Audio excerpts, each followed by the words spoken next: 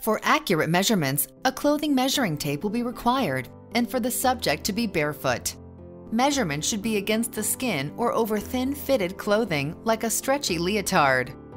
While taking the measurements, keep the tape parallel to the floor and fit it against the body. You should not be able to put any fingers between the body and the tape. The subject should stand straight, arms relaxed at their sides, and feet totally together, heels touching. The measuring process is easiest when a friend assists with the measuring. The measurements required are bust, natural waist, and hip. Also, the subject's height is required.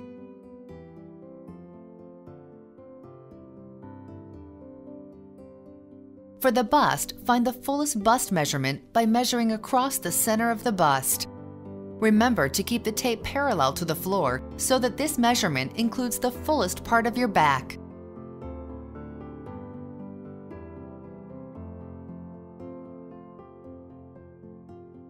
Waist measurement should be taken at the natural waist, which is located just above the belly button, just below the rib cage. The natural waist is easy to locate because it is the smallest part of the torso. Have the person bend to either side and the skin will crease at the natural waist. That is where to measure. The hip.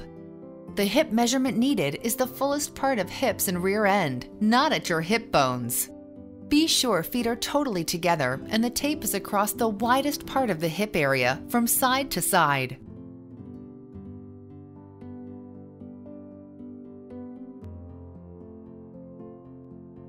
Finally, the height.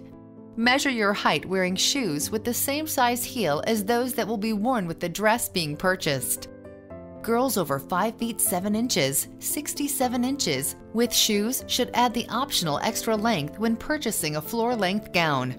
Extra length adds an additional 5 inches to the dress. When the height with shoes is over 67 inches, the standard length gown will be short and not reach the floor. This is very noticeable when several girls are standing together wearing the same gown, as in a group of bridesmaids standing in church or pictures. Compare the measurements to the dress manufacturer's size chart.